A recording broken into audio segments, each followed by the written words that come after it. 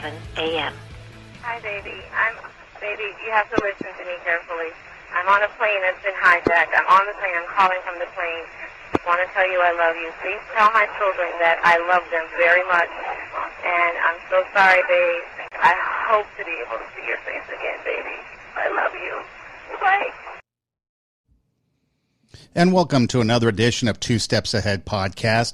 Two Steps Ahead Podcast encouraging you to take your passion, make it happen, and let yourself be great.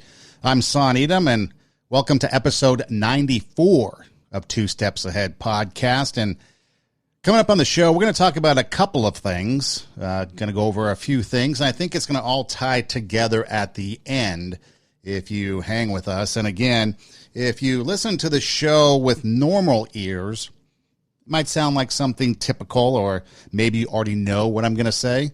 But if you truly listen to the entire show and you listen with diligent ears, you'll see it's not the same podcast. It's not the same stuff that you might think.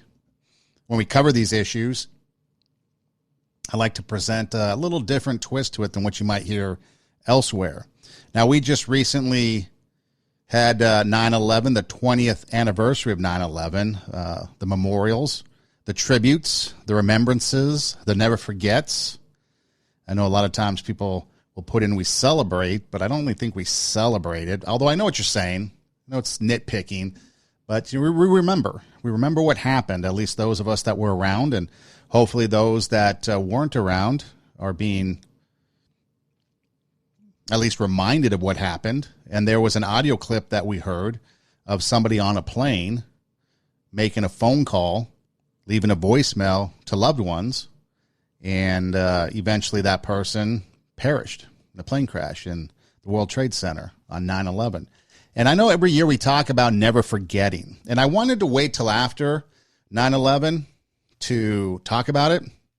And we're not going to go into great length, but I wanted to see how people would respond, because we always talk about that. You know, we are people that are of, I think it's ingrained in us to celebrate anniversaries, to celebrate milestones, to, you know, recognize dates and things like that that are significant, whether it's celebratory like a birthday or an anniversary, like a wedding anniversary maybe, or, you know, maybe if you're a couple, how long you've been together, your third, fourth, fifth month, whatever. And then also, you know, when it's not so celebratory, maybe it's more solemn, like deaths, like things like 9/11, you know, a passing of a loved one. And we always like to say we remember, we'll never forget. But I think when it comes to 9/11, I think we've gotten so far away from it that universally, I think we've kind of forgotten about some things. I know that we had a lot of celebrations. It fell on a Saturday this year, so a lot of, you know, college football was taking place, and a lot of people celebrating or you know, having their tributes and their memorials and the flyovers and the band tributes and things like that. So, you know, I guess you can call it a celebration of life, of those that sacrificed, those that gave their lives to either rescue those that were trapped in the World Trade Center, the Pentagon, or those on, what was it, Flight 93 that went down in Pennsylvania, southern Pennsylvania, saving who knows countless number of lives. You know, let's roll. And so I think that, you know, when we celebrate those lives and we remember the sacrifices that were made, the firemen climbing up the stairs, the flights of stairs, or the heroes or the heroic action of people like the Red Bandana Man and others that brought people down from the World Trade Center, you know, the sacrifices. And you think about, you know, these voicemails that are left, and you think about the loved ones that have lost, you know, 20 years now. There was a piece that I wanted to play, but it's rather lengthy, so I decided against it. But it's a song, and it's a remake of Bryan Adams' Heaven Song, and it inserts a narrative of a little girl talking about how she misses her daddy and how her life is going on without him as she's growing up. And it really is a tearjerker when you think about it. If you really think about that, there are people out there like that were so young. I read, I saw a boy who was born, I think, a few weeks after his dad perished on 9/11, and he's reading a letter that he wrote after the fact. And so, you know, there's a lot of things like that. And I think when we look at the political climate today, I mean, we're more concerned about pronouns, what we're calling each other. We're more concerned about what bathroom we use. We're more concerned about things that in really the grand scheme of things don't matter. It doesn't matter what pronoun you use. I'm sorry, it doesn't. Nobody cares. The only people that care are the ones that are in academia, really, and politics. That's it. Nobody cares about your pronoun. It's meaningless. It's pointless. Okay? In fact, let's not use pronouns. Let's just stick with proper names. My name is San. Call me San. Refer to me as San. Okay? But we also have gotten away from the fact that, the freedoms that were fought after that. We went off to war. And again, whether or not you believed in the war in the 20 years that came, that's, your opinion, and you have the right for that opinion. But you think of all the sacrifices that were made. You've got organizations out there, for example, Tunnels to Towers was another one that was kind of making the circuit, helping people to rebuild. And I think we forget about those people. We forget about those people that sacrifice that we can be free, so that we can have our freedoms to say what we want, do what we want. And we're getting into this, pandemic with the masks and the vaccines, and now the vaccinated are blaming the unvaccinated for all the problems. Well, you know what? Imagine being some other place and not having that right, not having that ability to blame other people, which we'll get to the blame game a little bit later on in the show. But think about all the people in Afghanistan now that have lost their rights, that no longer have the ability to have free expression. I read something recently where the Taliban are now making the rules that girls can no longer maybe go to school, or at least they're segregated for right now. There was a protest by women in Afghanistan that was broken up by the Taliban. They came in shooting and whipping people to break it up.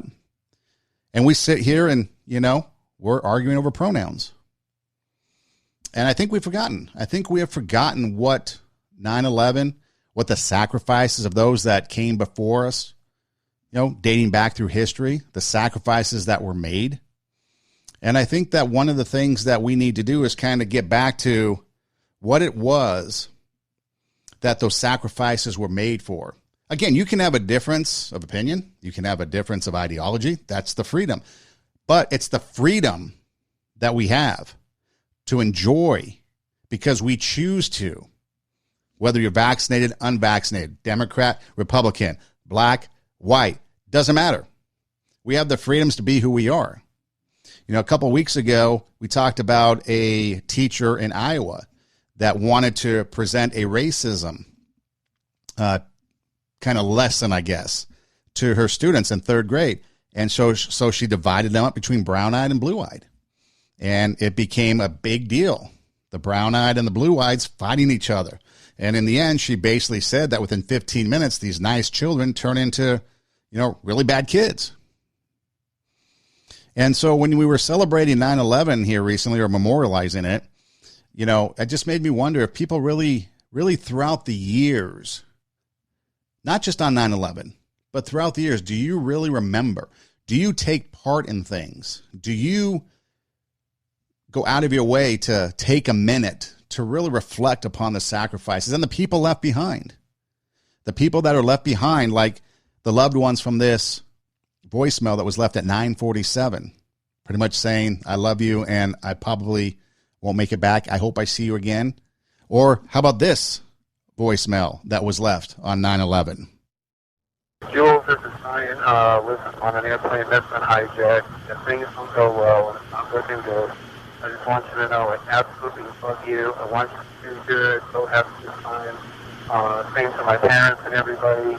And I just totally love you, and I'll see you later. Bye, babe. See, if it doesn't affect us, then we can move on. A lot of us have been able to move on from 9/11 because it never really affected us. When 9/11 happened, I was living in Scottsbluff, Nebraska. I was on the radio. I'd just gotten done giving a sports update on a rock station. I was in the studio of the rock station talking with our morning show guy. And the country morning girl, Connie, comes up to us, and me and Jeff were talking, and she says a plane hit one of the World Trade Center buildings. So we go check it out.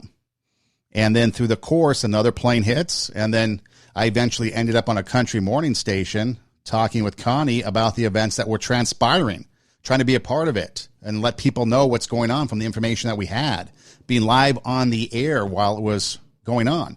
And then when my shift was over, there really wasn't much else I could do at the station. And so I went home and I was watching the images on TV, just like a lot of you.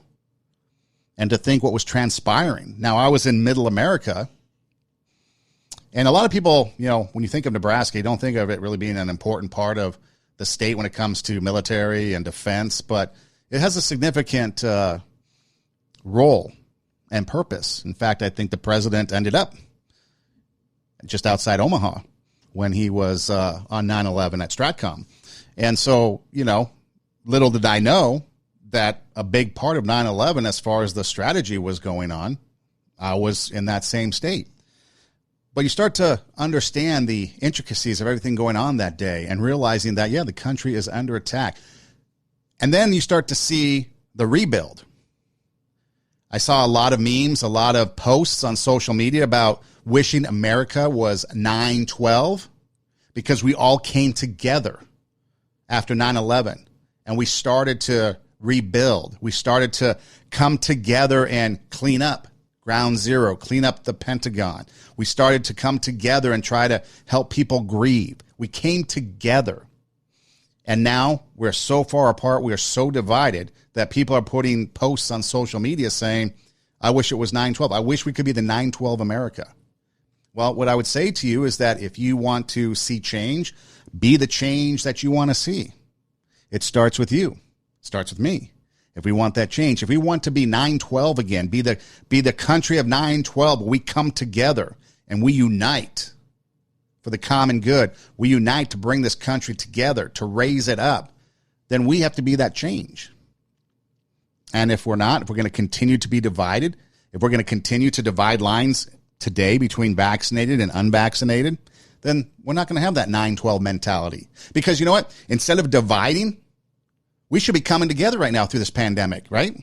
I mean, what perfect opportunity to have a 9/12 moment than to come together as a country and try to overcome this pandemic that's ripping us apart.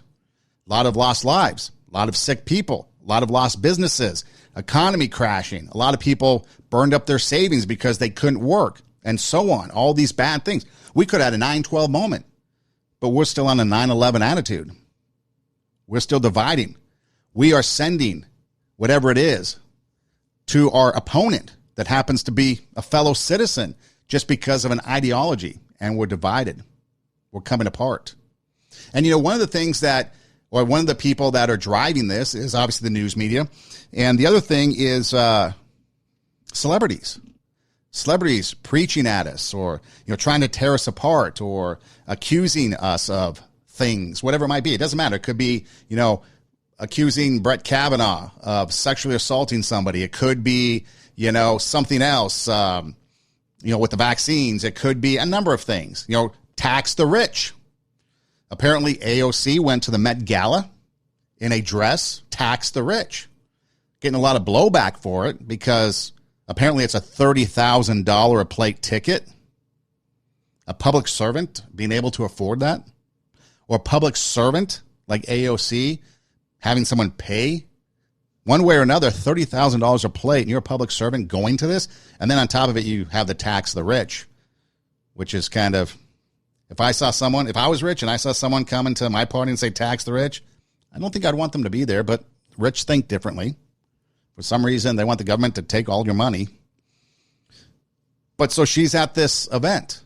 I think there was just a lot of flooding in New York City from the hurricane that came through the Gulf, Louisiana, and then up through, and then caused a lot of rain in New York. She's at a $30,000 a plate. A lot of other celebrities are there as well. Now you ask yourself, what's the Met Gala, and why am I talking about it? Because we are told that there's white privilege. We have been told about white supremacy. We have been told about, Black Lives Matter. We have been told and preached at militantly about all these things, and it comes from these elite people that are now celebrating an event that really is only exclusive to the people that are a part of it. I would never be able to get to the Met Gala. I don't think I'd want to go, but I would never be able to get in because the Met Gala basically is a fundraiser for the Metropolitan Museum of Art and their Costume Institute. And so it raises money. Now, I'm not against that.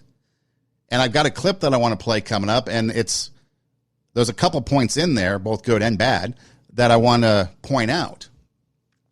But so you've got this $30,000 plate or $275,000 table, and you've got a lot of expensive items, clothing, Versace, Prada, which I guess the devil wears, Coach, Gucci, a bunch of expensive lines of clothing, and a lot of people with a lot of money showing up to this event. And again, it's a fundraiser.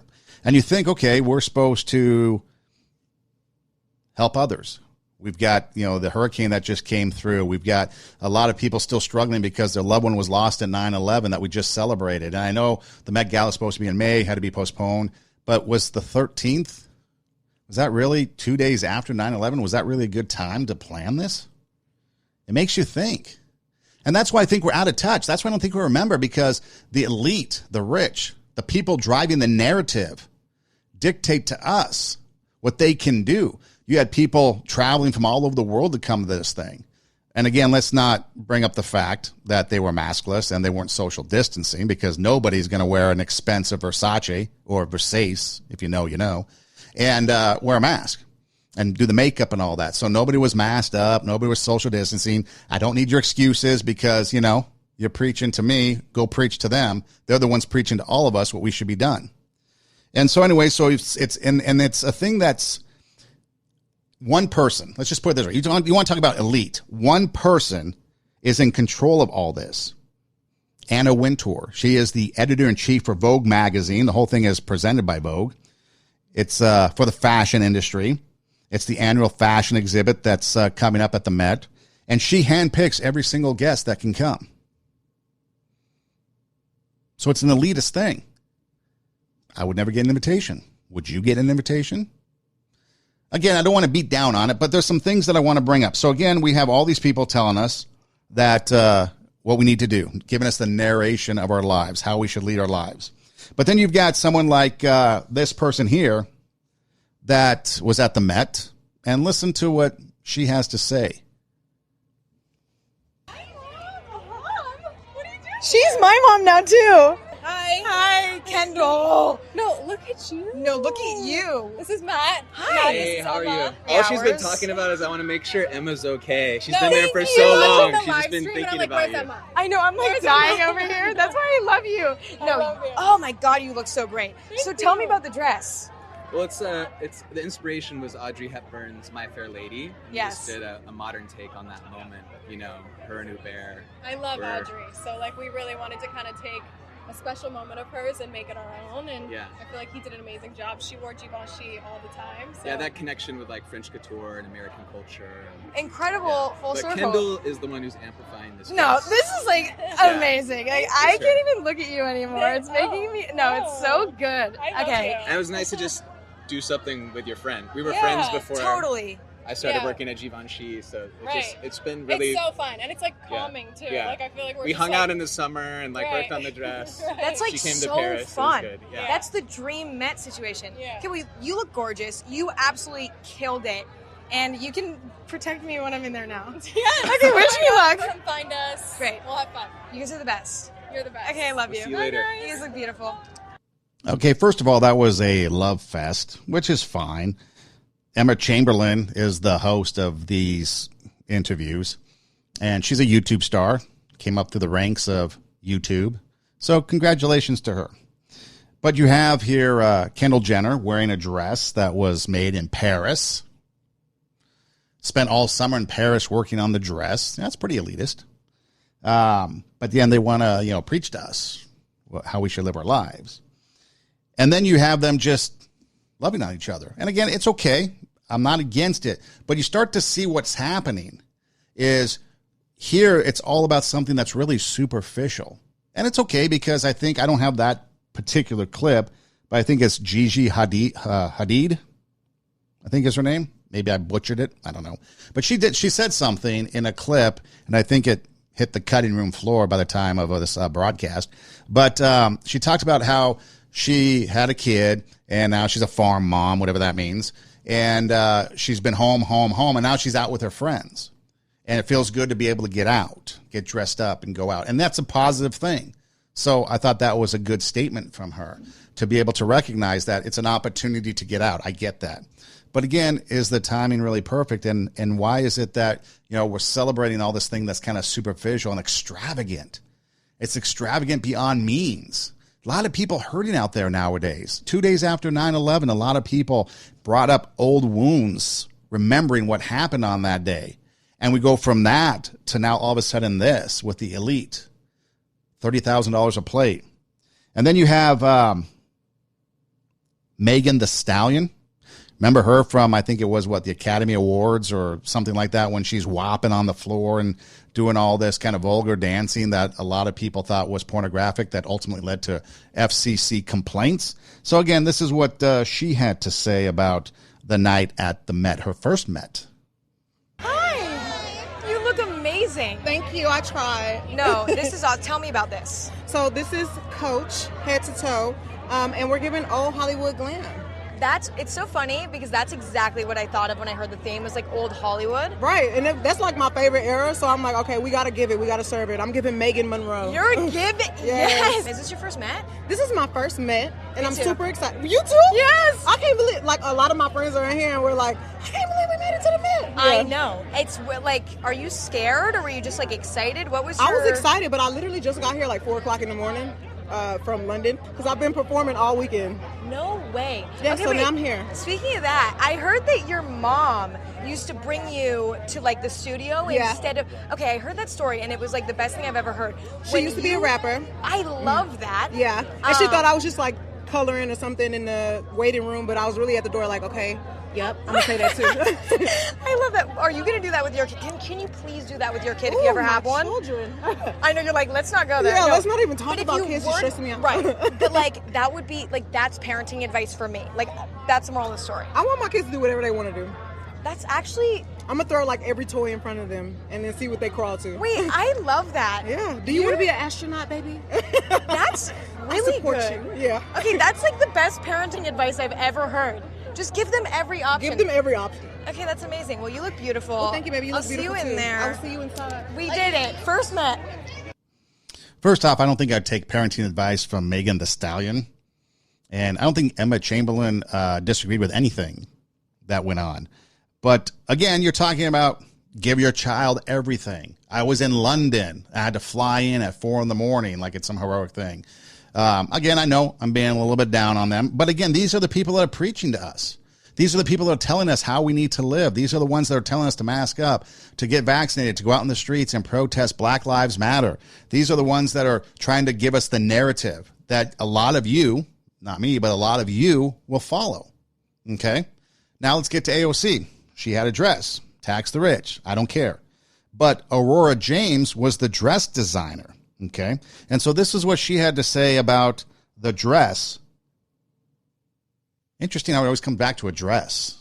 Monica Lewinsky, AOC, the dress. Here's what Aurora James had to say about the new dress. Well, the Met Gala obviously is one of the most exclusive events in the world, and we wanted to come and deliver a message. And I think when we talk about inclusion and gaining access to closed rooms for people of color, when you finally get a seat at the table, you have to decide what the message is that you want to deliver. And I think for the Congresswoman, I think for myself, economic equality and economic justice was sort of top of mind, and tax the rich was really what we settled on. Okay, so you have tax the rich, which is economic justice. Not really sure what economic justice is, but I'm sure it's wealth distribution, which, of course, they're all very wealthy, but they're telling us that we need to distribute our wealth, but do they? People of color getting a seat at the table, you need to have a message, okay? And then Aurora James, apparently in 2020, in the aftermath of George Floyd, started this nonprofit called 15%.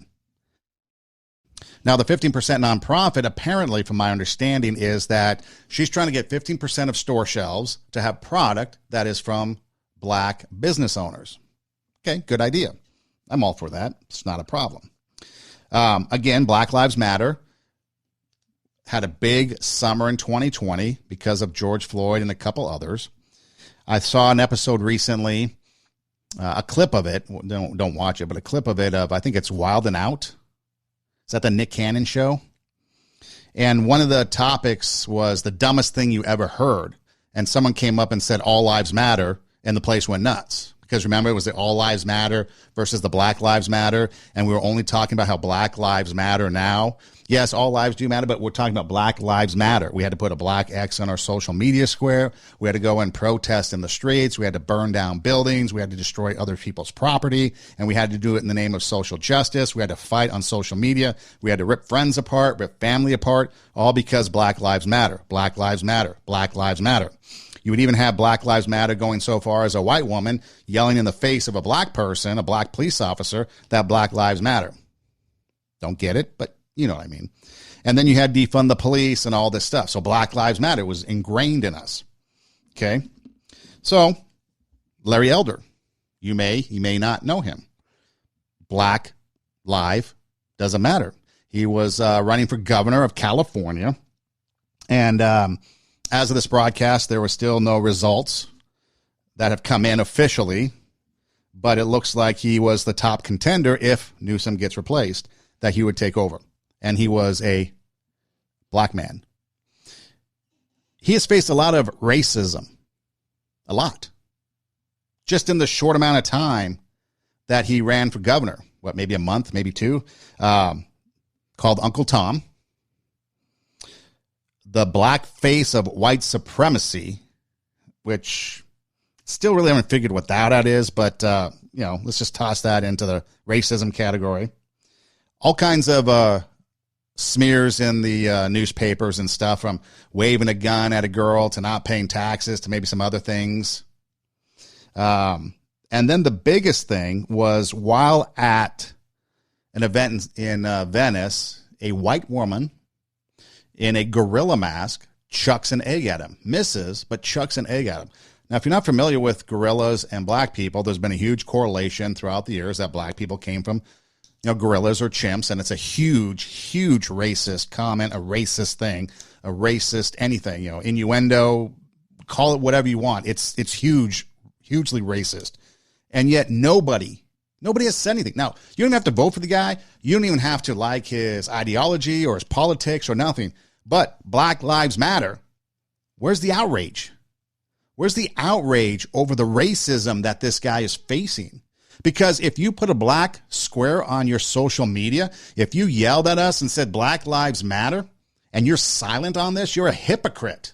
There's a lot of hypocrites out there. Off the top of my list, I have a huge slew of people that I remember from last summer of 2020, that told me Black Lives Matter, and that's all that matters this summer, and we got to get out in the streets, and we got to do this, and we got to do that, and we got to be on the right side of history, and we need to come together and unite and hit the streets and burn things down because Black Lives Matter.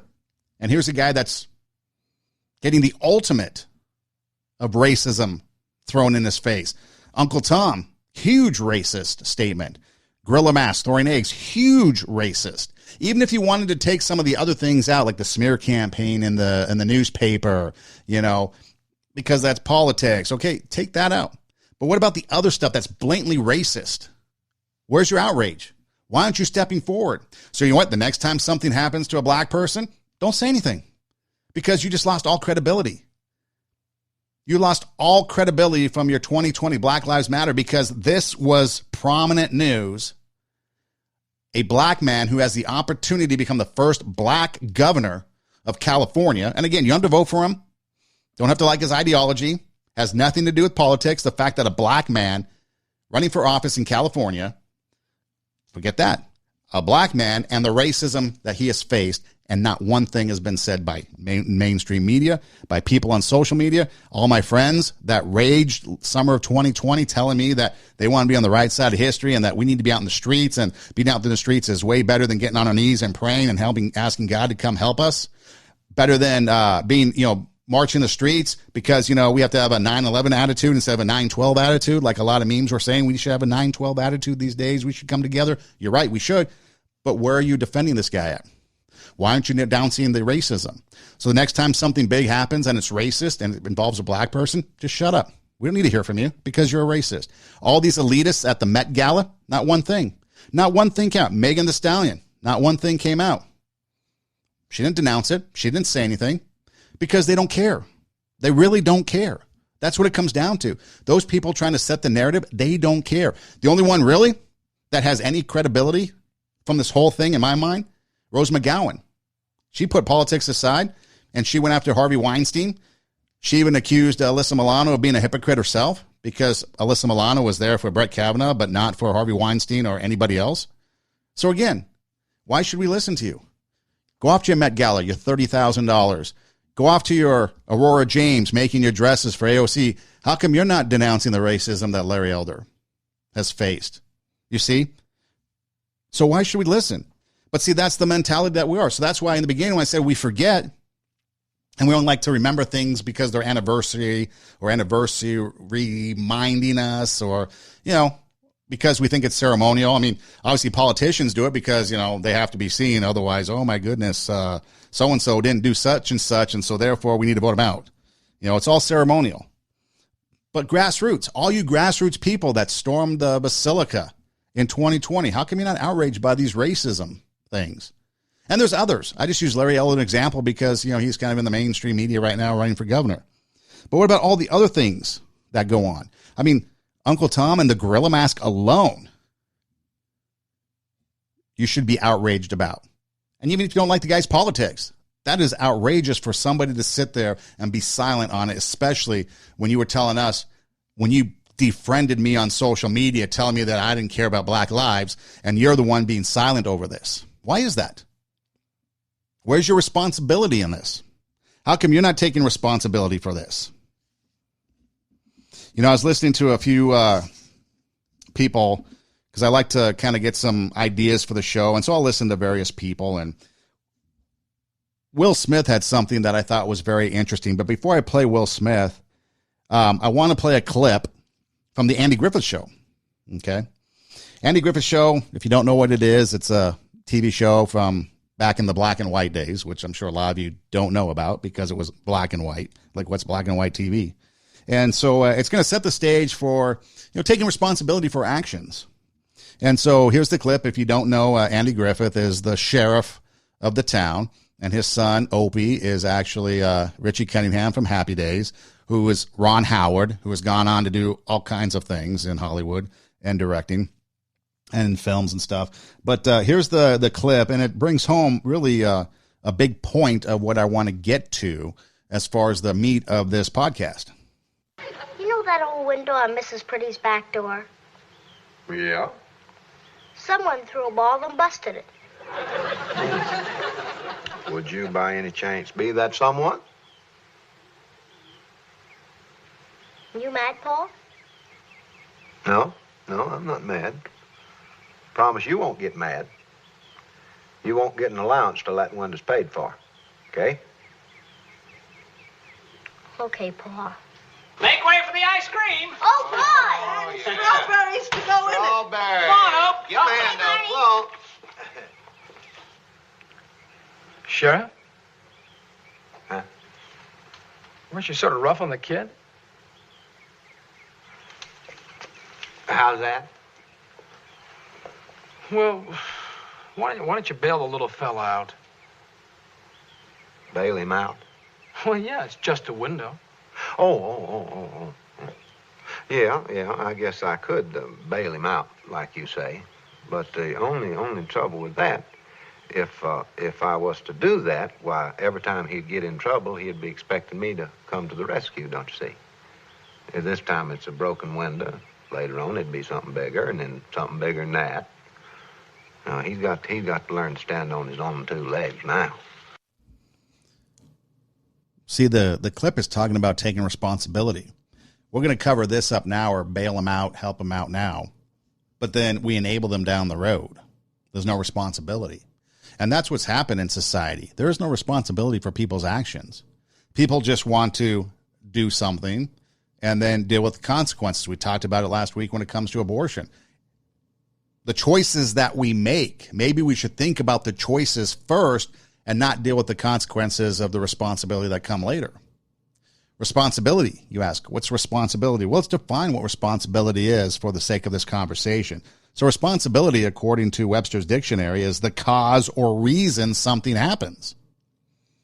So if you're out in the streets protesting George Floyd and his death, and you break down a Foot Locker window or door and you steal some sneakers, you are responsible for that because you are the cause or the reason that happened.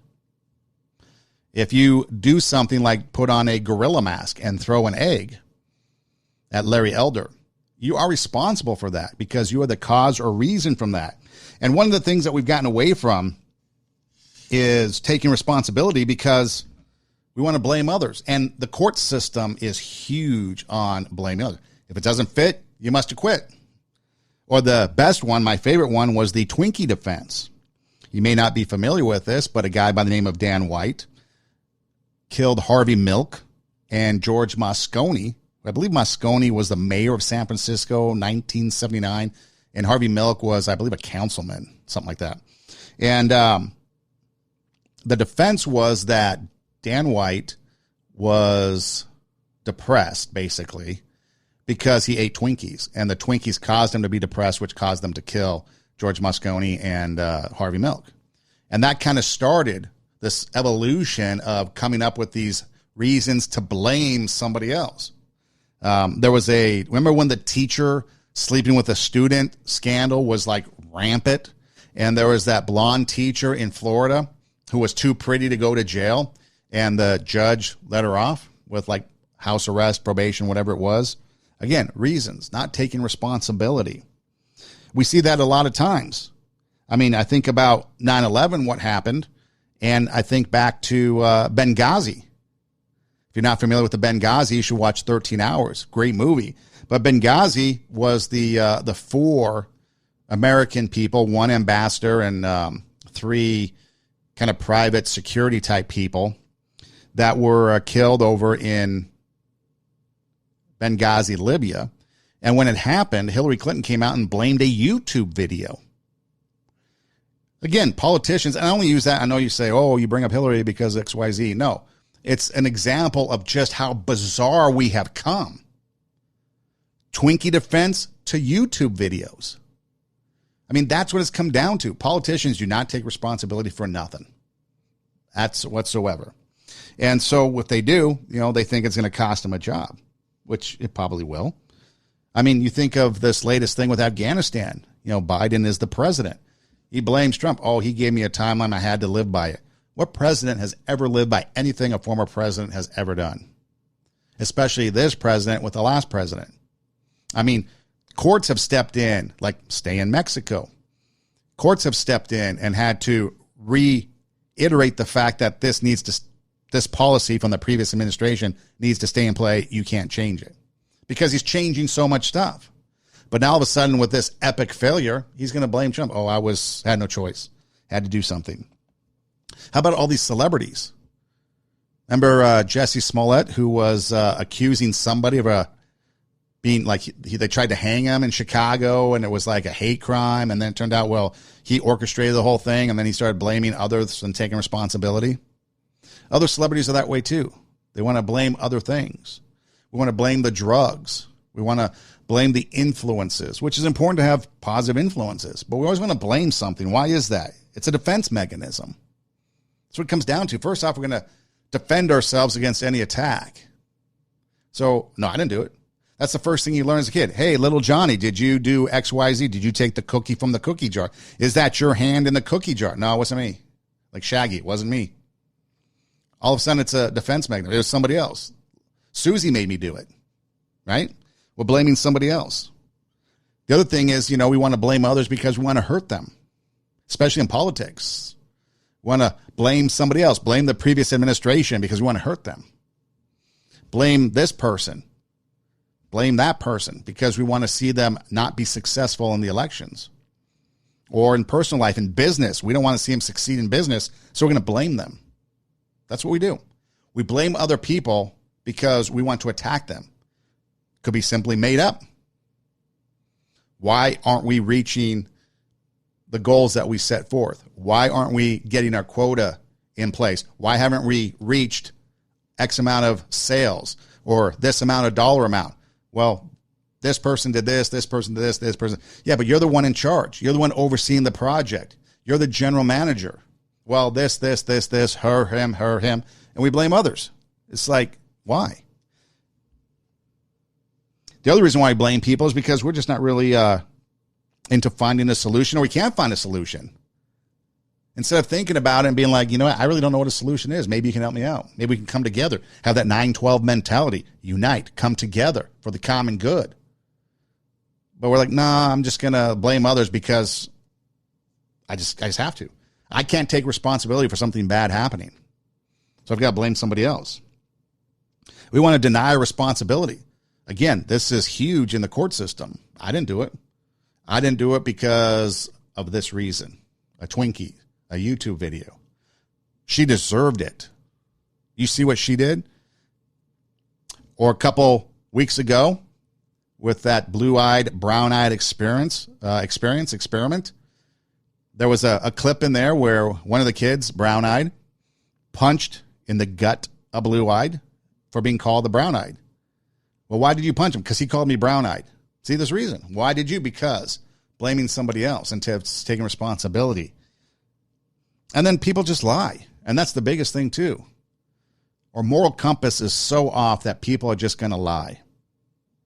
Bold-faced lies. And a lot of people are very good at it. And a lot of people are habitual liars, narcissistic liars, or maybe the term compulsive liars. They don't know the truth. I've experienced a few of them. I had to learn quickly that whatever they say, whatever comes out of their mouth, probably not the truth. Cut them loose. But that's what happens in a society. We don't want to blame ourselves because I'd be taking responsibility. We want to blame other people. Responsibilities on them. I may be the reason why, but no. They're the reason why. And so it goes on. So what should we do? Well, instead of blaming others, we should own it, right? Shouldn't we take responsibility for our actions? Yeah, that's a little unique in this day and age, isn't it? Yeah, I did it. Yeah, we didn't reach our goals for sales or dollar amounts because I just didn't oversee the employees. We didn't win enough games because I, as a coach, didn't properly prepare my team. Whatever. We got to own it. Yeah, I punched him in the gut. Well, because I did. Well, here's the reason why, but yeah, I did it. I did it because I'm the reason that I'm the reason or the cause that I punched him in the gut. He might have said something, but it's because of me. I could have turned and walked away. Yeah, I'm the reason, or we're the reason there's now a pregnancy. Instead of blaming others. Okay? The other thing, too, after owning it, we should apologize for it, right? Wow. Another novel idea in this day and age. We're going to own something, a mistake? Come on. That's crazy talk. And then we're going to apologize for it? Say, I'm sorry? Are you nuts? Right? That's the mentality today. It's opposite of what we should be doing. We should be saying, I did it, and I'm sorry for it. There could be a reason behind it. Yeah, there could be. This was affecting my life. I wasn't thinking rational, but I'm taking responsibility for it, and I'm apologizing for it. I was under so much stress, it just got to me. I lashed out. I apologize for it, but I did it. Or I didn't know what to do. I didn't have a solution, so I just made a choice. It was the wrong choice, but I made a choice. Apologize. We'll fix it. One of the big things in radio, which I never really could understand, was that if you're producing a show, a lot of responsibilities. If you're hosting a show, a lot of responsibilities. Some ideas work, some ideas don't. The good ideas that work really well, great. There's some that can flop miserably. But I always found it interesting when the program director or the management would come in and yell at you. Why did you do that? That was horrible. You should never done that. And finally, I had to tell them one time, yeah, you know what? I'm not out here purposely trying to sabotage the show. Chill out. It was an idea that didn't work. We'll try something else. But I'm not out here actively trying to sabotage anything. I'm not purposefully trying to tank the show. So chill out. Don't get mad. How about some constructive criticism because you're the boss and supposedly know it all? So give me some constructive criticism. Don't just come yelling at us while we did something that didn't work. We tried something. Innovation. And when it works, hey, why don't you praise us the same? That was the one thing that I can never really understand is how management would take, not all the time, but they would at times take the credit or the host would take the credit for something and then place the blame. And that's where I really started to kind of learn about this responsibility thing. They would pass blame if something didn't work, but then take responsibility when it did. Well, it does go both ways. You're the host. You should have implemented the plan I put in place. So we own it. We apologize for it. Now we got to make things right. We need to go out there and we need to make sure that we rectify the situation. Okay, you know what? We're down in sales. Next month, we'll hit it hard and we'll try to close that gap. Maybe it'll take 2-3 months, but we'll close that gap. I offended you in some way. I apologize. What can I do to make it up? Or maybe just an apology is making it right. Maybe not doing it ever again. How many times do you hear in a domestic violence situation, I'm so sorry, I didn't mean to hit you. I'll never do it again. And they do it again, and they do it again, and they do it again.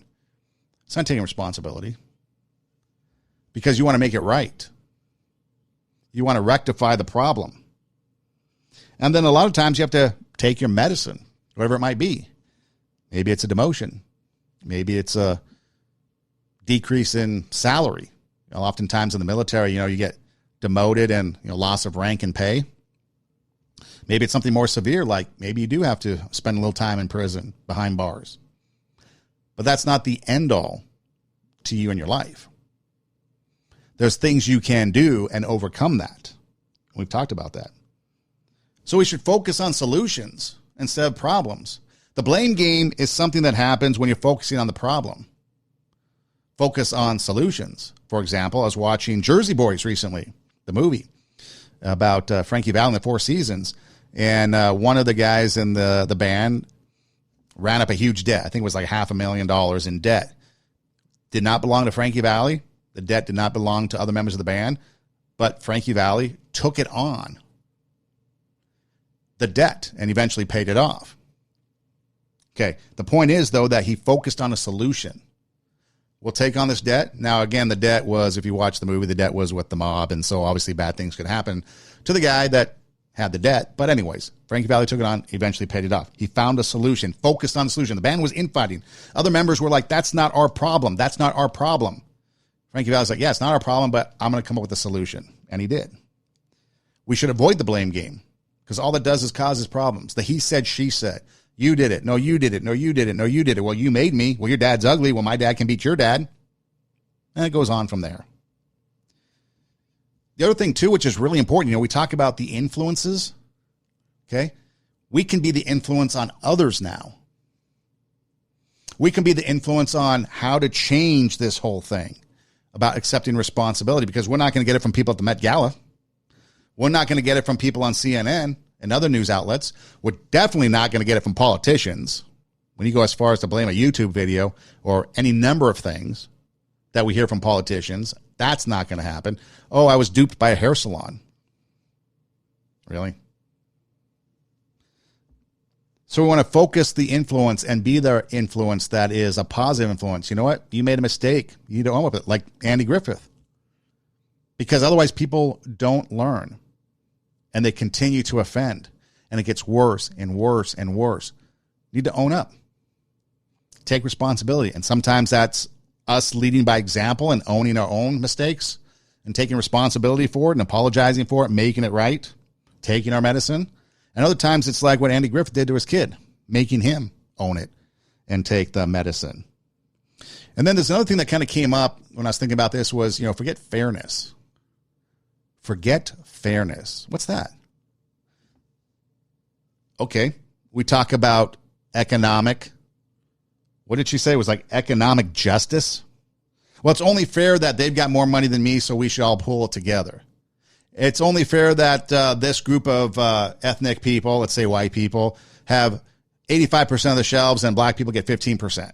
Whatever. You can make up your own scenario. It's only fair that this happens. Well, it's only fair that he hit me, so I hit him back. It's only fair that they make a lot of money, so I cheated to make money too. That's the fairness we're forgetting about. We can't worry about that. Can't be an excuse. Oh, we have to do this bad thing and not take responsibility for it because it's only fair.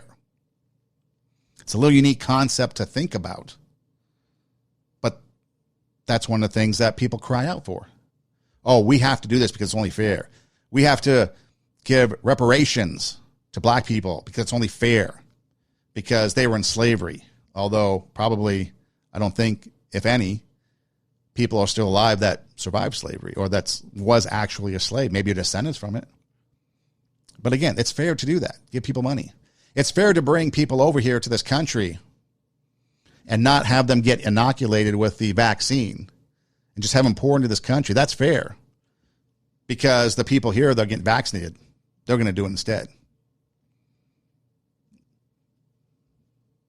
Now, on the other side, we talk about this stuff, accepting responsibility. We talk about the negative. But what about the positive? This also goes for the positive people. This is the other thing I've learned in life. If you've done something well, own it. Take responsibility. Yes, I did that. Yes, I came up with that idea. Yes, I implemented the team, and the team then came together and helped me be successful. But yes, I did that. Take ownership of the good things that you've done. Don't apologize for it. Hey, how come you were able to come up with this and no one else was able to do it? Well, you know, and then you kind of get down on yourself. No, own it. Don't apologize for it. Well, you know what? I had this great idea. I just implemented it and it worked out. It's okay to do these same things on the positive. Okay, we're not going to make things right, but, you know, maybe we help others. Hey, this is how I did it to become successful. Let me help you. And then take your medicine. Yeah, take the reward. You know, oftentimes we confuse humility with accepting what it is that we deserve. So we can do that. So this accepting responsibility not only is for the negative that we do, but it's also for the positive that we do. We got to stop blaming others, because if we take responsibility, we're going to feel better. We may have to pay the price. We may be an example, but it's going to be better for us. Now, I mentioned earlier, Will Smith, he talks about the difference between fault and responsibility. Again, responsibility is the cause or reason something happens. Fault is the responsibility of the wrongdoing. Okay, you think of car insurance. Oh, he was at fault. So he was responsible for the wrongdoing. I wasn't responsible for the wrongdoing. I wasn't at fault for the wrongdoing.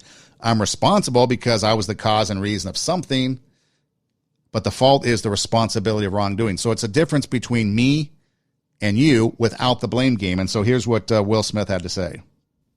I was just having a debate with a friend of mine. She's my mom now, too. We got stuck on the difference between fault and responsibility. She kept talking about how something was somebody's fault. It's somebody's fault. And I was like, it don't matter whose fault it is that something is broken if it's your responsibility to fix it. For example, it's not somebody's fault if their father was an abusive alcoholic, but it's for damn sure their responsibility to figure out how they're going to deal with those traumas and try to make a life out of it. It's not your fault if your partner cheated and ruined your marriage, but it is for damn sure your responsibility to figure out how to take that pain and how to overcome that and build a happy life for yourself. Fault and responsibility do not go together. It sucks, but they don't. When something is somebody's fault, we want them to suffer. We want them punished. We want them to pay. And we want it to be their responsibility to fix it. But that's not how it works, especially when it's your heart.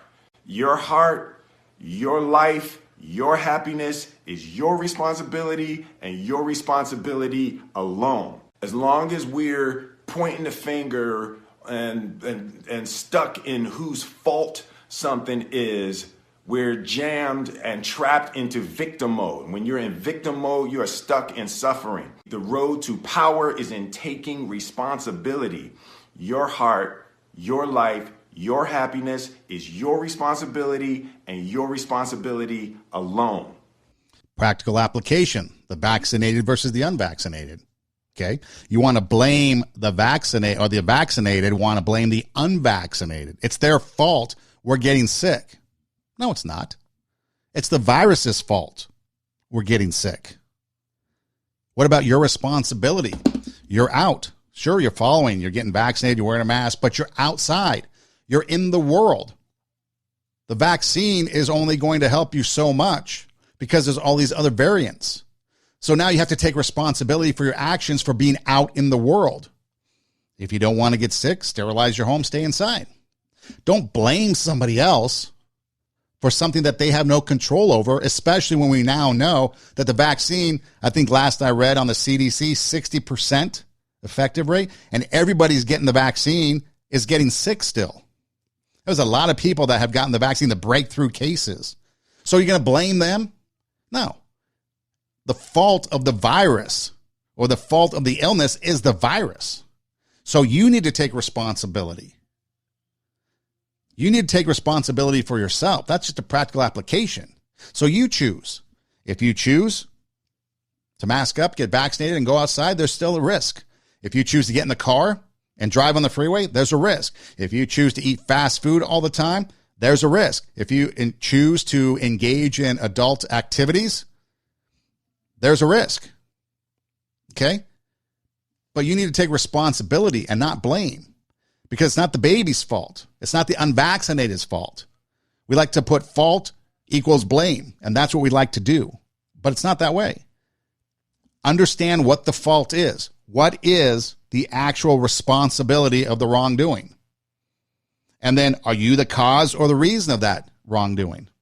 If you're the cause or reason of that wrongdoing, take responsibility. If someone isn't, then it's not. Don't blame them. Because again, practical application. You're sick because of the virus. It's the virus's fault that you're sick. If you want to place blame, maybe you should look at the origin of where it came from and the irresponsibility of those people, not the rest of us. We got caught up in this just like you did. Or maybe scientists for giving us bad ideas, wrong information. I don't know. But when we blame, nothing good comes from it. That 9/12 mentality. That September 12th mentality when the world came together, 2001, the U.S. came together to rebuild and to unite against a common foe, a common enemy. And that's what we should have done with the pandemic. That's what we should do with other things, but we divide. And we're going to continue to remain divisive because people, not all of them, but there's a lot of elitist people spending $30,000 at the Met Gala so they can dress up and Coach, Versace, whatever, spend the summers in Paris working on a dress, London, whatever, flying all over the world. They can gather maskless, not social distancing, and then they're going to come on TV and preach to us. Something to think about.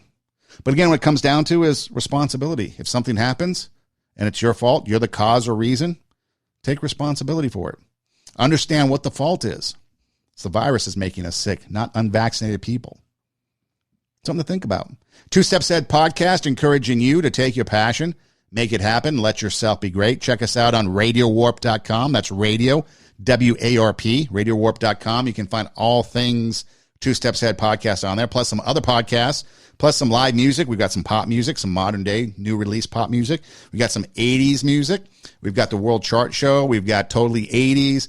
We got The Beat Goes On, Sanctified Reason. We've got a lot of cool things there. You can download the app, go to your app store and search Radio Warp app. Download it and take us with you on the go. There's also a merchandise shop if you want to get some cool merch. Just go to radiowarp.com, click the merchandise, and it'll take you to the shop. Winter's coming. Maybe you need a hoodie season. Also on Instagram, you can check us out at 2 Steps Ahead Podcast, TWO, 2 Steps Ahead Podcast. And on my personal page, Edom Rocks, EIDEM, Edom Rocks. There's a link tree in the bio. Click it, and there's some options, too, that take you to Radio Warp and some other places. You can listen to the podcast anywhere you listen to podcasts. And also subscribe to YouTube and our SoundCloud. And if you do, you'll never miss an episode because you'll be notified when the new ones get updated. And you can find those on our Instagram page, on the Linktree link, or on the radiowarp.com. Hey, thanks for listening. Do tell a friend. Take your passion. Make it happen. Let yourself be great. Be kind. And this is 2 Steps Ahead Podcast. I'm Son Edom. Take your passion. Make it happen. And let yourself be great.